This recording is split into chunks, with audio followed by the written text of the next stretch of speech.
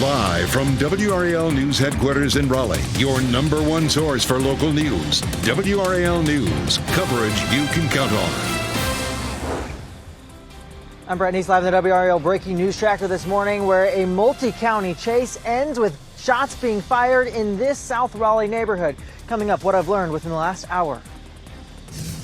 Unanswered questions this morning in Durham after 3 shootings minutes apart leave 2 people dead and 3 others hurt. Police are working to figure out whether these crimes are connected.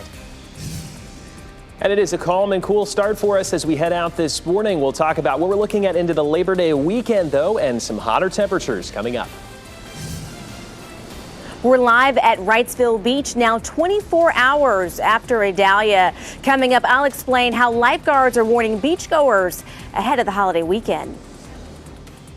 And with that tropical storm pushing out to sea, it wipes the slate clean and we get a beautiful day and a beautiful holiday weekend ahead weather-wise. Good morning, everyone. We made it to Friday. Thanks for joining us. I'm Renee Chu. I'm Jeff Hogan. Yeah, September 1, turn the page on the calendar. It's the first full weekend of some meaningful college football out there. It's going to feel like football. Anthony Baglione is in the WRAL Severe Weather Center. This is meteorological fall, right? September 1. It is, yeah. It's starting to feel like it, too. You head outside this morning. It's almost where you need a light jacket, just with those cooler temperatures right now. We had, of course, Idalia come through yesterday, and what that did is it kind of redistributed some energy within the atmosphere, and we are left with the just picture-perfect forecast we're seeing out there right now. Let's take a live look right now. This is our Durham camera. You can see the flag blowing around just a little bit, so a touch breezy in some spots, but I think especially along our coast, that's where we see that today. Temperatures are about 5 to 10 degrees cooler than this time yesterday. This tells the story right there. We are at 54 in Roxborough right now, 58 in Goldsboro. We've dropped to 58 in both Raleigh and Durham, so certainly much cooler than where we've been used to. We'll see high temperatures this afternoon, mainly right about 83, so if you're headed out for any exercise, should be good to go. We will talk about that warmer Labor Day forecast here, Brian, in just a few minutes. All right, Anthony, let's take a look at traffic with our live map here at 6:01. Just getting reports of a hit-and-run investigation in Garner on Garner Road south of Tryon Road. Elsewhere, though, around Wake County, we're in good shape. 440 is looking fine around Raleigh. 540 looks good on the north side of Raleigh. And right now through Durham, we're not seeing any big delays. 885 all clear up to the 147 split. Breaking news this morning around 1:30. Shots were fired after a chase involving law enforcement that ended near downtown Raleigh. This is happening right near the intersection of East and Branch Streets. Several law enforcement agencies are there right now, and so is Brett Neese in the WRAL Breaking News Tracker. Brett, this was a high-speed chase that started in Johnston County. That's right, Jeff. Johnston County Sheriff's Office started this chase along with the Highway Patrol down there in Johnston County along I-40. It ended up here in this neighborhood behind me. The intersection that we're talking about is the next one down, and really this all is playing out behind this dark tree line. So I want to show you some video from the WRAL Breaking News Tracker. I've been at this scene all night trying to gather as much details about this as I can, and within the last hour I've learned from first responder radio traffic that's revealed new details that about this chase. It started in Johnston County. Speeds reached over 120 miles per hour at one point, and the chase went along I-40 before the driver took the Hammond Road exit here in Raleigh and ended up in this neighborhood. That's when residents say they heard several gunshots erupt around just before 1:30. We're working to learn exactly who fired those shots, whether or not it was an officer. It's unclear at this point. We're supposed to get an update from the Highway Patrol as within the next 30 minutes to an hour. As soon as we get those details confirmed, we'll pass that along and bring you those updates. Live in Raleigh, Brett Neese, WRAL News. This morning, police are working to figure out what led to a violent night in Durham. 3 separate shootings have left 2 people dead and 2 others hurt. Those shootings happened in Fargo Street, Holloway Street, and North Miami Boulevard. WRAL's Eric Miller joins us live from the Durham Police Department. And Eric, a lot of folks are wondering whether these shootings are connected. Renee, a lot of folks, including investigators here at DPD, that is one of the key questions that they're trying to answer this morning as neighbors and police officers alike reckon with an evening of violence. 3 scenes, 3 shootings, 2 deaths. Friday morning, investigators are still dealing with the aftermath in Durham. Video from Sky 5 shows the largest scene filling the parking lot at the Village Shopping Center on North Miami Boulevard. DPD says 3 people were shot there just before 5 p.m. Thursday. One victim, a man, died at the hospital. Two others, a man and a juvenile, are expected to recover. At almost the same time, just 2 blocks away at Holloway and Bry Streets, police say another man was shot. He died at the scene. The third shooting happened almost 3 miles away at the Sunridge Point townhomes on Fargo Street. That shooting leaving more than a dozen pieces of evidence scattered on the ground. One man was shot there. He's expected to recover. A young man, a minor, was taken into custody. The only arrest made so far on a violent day. Now, we're still working to learn the names of the victims as well as what exactly led up to all 3 of these shootings. We'll bring you those details as soon as we get them. In Durham, Eric Miller, WRAL News. People in the Columbus County city of Whiteville are waiting for floodwaters to recede before they can fully assess the damage left behind by Idalia. Check out this video from Sky 5. Large portions of the town left underwater after that heavy rain Idalia dropped caused surrounding swamps to overflow. Business owners in downtown Whiteville are now facing a lengthy cleanup and repair effort. We spoke with one woman who was planning a grand opening for her business next month, now facing a huge setback. When will I be able to start, just working on things and getting things back to where they need to be? Emergency responders say they made several water rescues yesterday as people tried to drive through the water. Your holiday travel plans may have you headed to the coast. Idalia's impact is lingering there this morning. WRAL's Kelsey Coffey joins us now from Wrightsville Beach, and things, Kelsey, a lot different than 24 hours ago after this storm. Jeff, good morning. They certainly are. Anthony mentioned those cooler temperatures, and we are feeling that this morning here at the beach. Definitely some fall vibes going on for the first day of September. And the sun started coming out late yesterday afternoon, and it seemed like the later it got, the sunnier it became. But lifeguards are warning people ahead of the holiday weekend about rip current risk in the aftermath of Idalia. Wes Carter with Wrightsville Beach Search and Rescue says with college students coming back to town and tourists enjoying the last few days of summer, they're expecting large crowds this Labor Day weekend. This is what we live for. This is what we love to do. So just stoked to have everybody here. Wrightsville Beach is a wonderful place, so can't really beat it. You sure can't beat it. And just as a reminder for folks who are headed out to the beach this weekend, be sure to check the flag system before you go out in the water to make sure that it's a safe day to swim. If you go in the water, always swim near a lifeguard and bring a flotation device with you. Kelsey Coffey, WRAL News, live in Wrightsville Beach. And happening right now in the WRAL Live Center, whether you are going to the beach this weekend or you're taking a trip on an airplane, we're keeping you covered here in the Live Center, taking a look at delays and cancellations at RDU right now. This actually went down. There have been no cancellations all morning long, which is good. Earlier, there were 5 delays. That is now down to 3. It looks like 2 on JetBlue and 1 on American Airlines. So if you are flying either of those airlines, be sure to check that before you head out the door. But RDU says it's expected to exceed a record set back in 2019. AAA says that domestic travel this year is up 4% and that international travel is up 44% this year. So a lot of people wanting to take a trip abroad for Labor Day weekend. And for those who want to stick closer to home but are also taking a road trip, we checked and got new numbers for those of you driving this weekend to mark the unofficial end to summer. So AAA is reporting that North Carolina's average is $3.53 a gallon. Last year, just up by a penny. The national average, $3.81 a gallon. Alec Murdaugh's son, Buster, says his father may be a psychopath.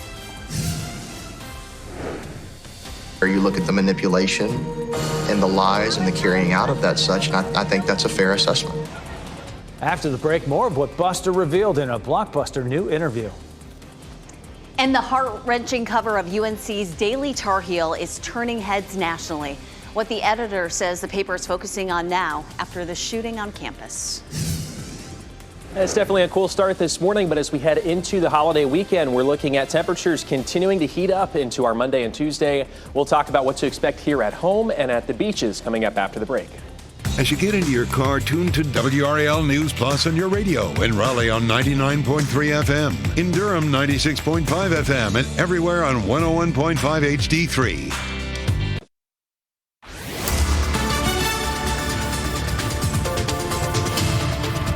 Welcome back. It is 6:12 on this Friday morning. Of course, yesterday was very busy with Idalia pushing through. I want to show you where this storm system is right now and why we could continue to feel some effects from it this weekend.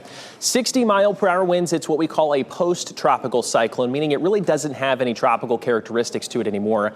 There is the current track, though. It keeps it here right around Bermuda, continues to stay out to the Atlantic at about 50 to 60-mile-per-hour winds. So not a big-time system anymore, but this is what it's going to do as far as our rip currents are concerned. If you're headed out to the beaches, of course, we've been saying it, watch for those red flags, even the yellow flags. We can still get those rip currents out and about. We also have a coastal flood advisory in effect for a lot of us today along the coast, so we could see some low-lying areas talking about some additional flooding. All right, Anthony, it is now 6:12. We do have a hit-and-run investigation right now between Garner and Raleigh on Garner Road near Tryon Road. Look out for some police activity there at that site. Elsewhere, though, we're looking fine around the triangle. No other trouble to report in Wake County. And as we take a look at those major approaches into Durham this morning, 40 westbound out of Raleigh, all clear from Wade Avenue to 885. And if you're leaving Hillsborough heading toward Durham on 85 northbound, it's a smooth ride from the 40 split all the way out toward 147. Jeff. The front page of this week's edition of UNC's student newspaper, the Daily Tar Heel, is eye-catching and drawing national attention. It shows text messages to and from students while they were in lockdown on Monday. President Biden even shared it on social media. The paper's print managing editor talked to WRAL and says she is grateful for the reach this front page has had. My hope is to tell a story of a really scary 3 hours that we had on our campus on Monday. I hope people see the reality of the impacts of gun violence, at least in our community.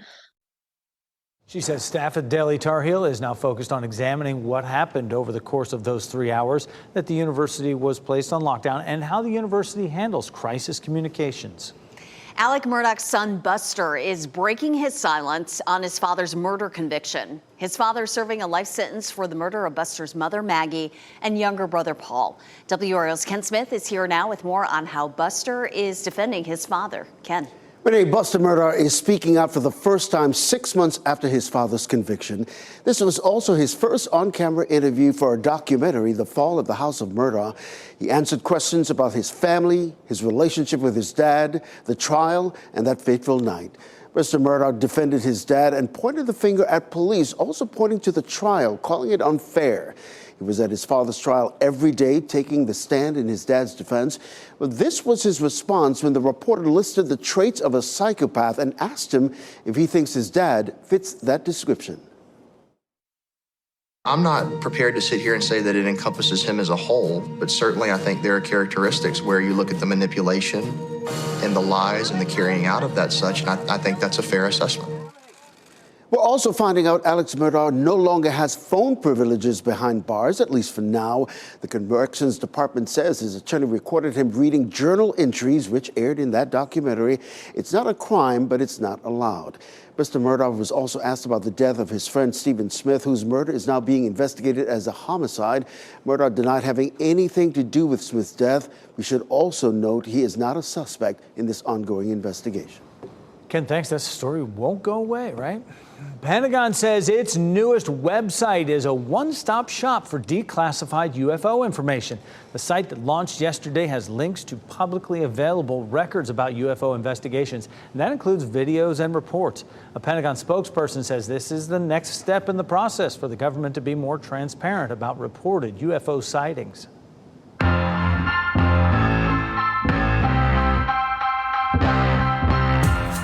We are ready to kick off Labor Day weekend, but we still have several hours of work here, Jeff. If you plan to stay in town, okay, WRAL's out and about, has some great picks for some weekend fun when your work is done. The 14th Annual African American Cultural Festival in Raleigh is happening Saturday and Sunday. WRAL is a proud community partner of this downtown event. There'll be live music from local and national talent, plus an African marketplace to shop. Admission is free. There are also comedy shows to enjoy this weekend. D.L. Hughley will be performing at Raleigh Improv tonight through Sunday. And America's Got Talent star Preacher Lawson is also in town. He has shows all weekend at Goodnight's Comedy Club in Raleigh. On Sunday, Durham Central Park will host a food truck rodeo from noon to 4 p.m. There'll be a variety of food trucks and drink vendors on hand. You can find out more about all these events and others by going to WRAL.com and searching Out and About. Whatever you decide to do, it will be gorgeous with blue skies, lots of sunshine. It'll be on the toasty side, but we'll take it. It's Labor Day weekend. Can we not get early quit on Friday here? I'd be asking for a lot. Are our bosses watching? Maybe if we can scoot out. Just head out. Guessing no. Anthony Baglione in the WRAL Severe Weather Center right now with what Idalia is being called here. Yeah, what we're looking at right now, guys, first of all, gorgeous weather. We will get to that here in just a second, but I want to show you if you're planning, let's say, to head to the beaches the next couple of days, why we're still having at least some concerns along our coast with this system. Post-tropical cyclone Idalia is what we call this now. And I know that's kind of a mouthful of what is a post-tropical cyclone? Essentially what happens when we talk about tropical storms, hurricanes, things like that, that center of the storm system that we focus on is really warm. There's a lot of rising air. You can think of it almost just that tropical feel. When it becomes post-tropical, it loses all of that warm heat and it's actually colder, kind of more like a typical low pressure system that we talk about. Otherwise, 60-mile-per-hour winds is where that one sits right now. It is going to stay out to sea and hang off of our coast, but that could bring those increased rip current threats for us today. And I think probably as we head even into this weekend, there's kind of a mixture right there, the high in the red color and then the moderate in the yellow. If you see the red flags, just treat it as it's pretty high and you can stay on shore. Just be careful out and about. We also have those coastal flood advisories in the green for some of our beaches, so could see an additional maybe 1 to about 2 feet of additional water over normally dry ground. Otherwise, where we sit right now, I want to get us outside. It is beautiful. It's relatively cool out there to start. There's a live look in Durham. Much calmer than this time yesterday. You can rest easy, no problems. 5 to 10 degrees cooler than where we started yesterday. We're at 58 in Raleigh, 58 in Goldsboro as well, 52 in Roxboro, 60s down to the south. And we're only going to see high temperatures today, mainly, let's say 82, 83 degrees this afternoon, below where we should be. And it is that first day of meteorological fall. And so it's going to start to feel like that before we get to the actual start of fall here later this month. We're at 90 into our Sunday. There's a look at the Labor Day weekend at 95 on Monday. So it does start to heat back up. We're at 96 on Tuesday. But you notice it still comes with sunshine and no big rain chances in the forecast at this point. We may sneak an isolated shower there into Thursday and Thursday night of next week, but at this point it looks pretty calm up until then. We're at 84 there on our Saturday, 90 on Sunday, 95 for our Labor Day itself. Otherwise, should be a great couple of days to head out. We have the Bulls playing at home the next couple of days, looking good. Humidity-wise, shouldn't be too bad, I don't think, by Labor Day, and we still see those morning temperatures there, Brian, into next week in the upper 60s and near 70 degrees. Looks good, Anthony. Let's take a look at traffic this morning at 6:19. We still have that hit-and-run investigation between Garner and Raleigh on Garner Road, just south of Tryon Road. I'm not seeing any delays out there, but if you're making that trip, look out for some police activity while they get that scene cleared. Over in Durham, traffic's moving along well this morning as we take a look at that live camera at 85 at Avondale Drive in Durham. That is northbound traffic heading away from us there, heading out toward Butner. No delays on the northbound side of 85, and southbound traffic also is looking fine. It was a wild ride for a South Carolina woman. Maybe you saw this. A tornado tossed her car off the road. I felt the car lifting up. It all happened so fast. That crash was made even scarier. She was worried about her unborn child. How she escaped from that terrifying crash. And how much would you pay to see Lionel Messi play? The record-breaking cost, fans are shelling out for tickets to his next match. Might be like winning a lottery ticket. And here are your numbers from the NC Education Lottery on your screen right now.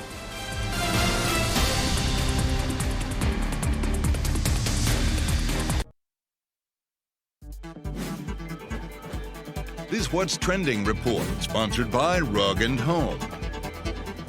The next big movie double feature after Barbenheimer won't be happening after all. Oh, well. Brian Schrader's here now with What's Trending, Brian. You'll be able to save up money in between the two to go to the theater here. Fans were calling it the Exor-Swift after Swift's Eras Tour concert film announced an October 13th opening date. That's the same day the next installment of The Exorcist was due to come out. But the studio head behind the horror film said Taylor wins and moved the opening date up to the 6th.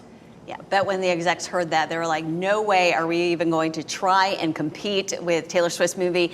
That movie is expected to open at $100 million in sales, and The Exorcist might get, $10 to $20 million even by moving it up 1 week. But smart move there. I'm just going to wait a week and put them both together, watch The Exorcist. Right, you can still go and do the double feature. Just do it the week after. Mm-hmm. Some enterprising person should combine the two into its own film. Swift. Nostalgia on the menu at one McDonald's in Brooklyn. Take a look. The restaurant has redecorated to look like it did back in 1982. All part of the promotion for the new season of Marvel's Loki, which is part of a time travel is one of the main plot points in that. I would like to go to this place. No kidding. Well, go. It's been for 3 days in Brooklyn, and today's the last day, so you better hurry. Okay, catch that flight. But it's so neat. You walk through like a time machine kind of part in the beginning when you enter there, and then look at the old Reds. They've got the old cash registers there. Everything. The hats. The McDonald's I remember as a kid. Yes.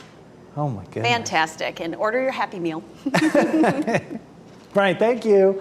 How about Messi Mania leading to the most expensive Major League Soccer ticket this weekend? The average ticket price for the game between Messi's Inter Miami Football Club and Los Angeles Football Club, it'll be about $690. That's according to online marketplace TickPick.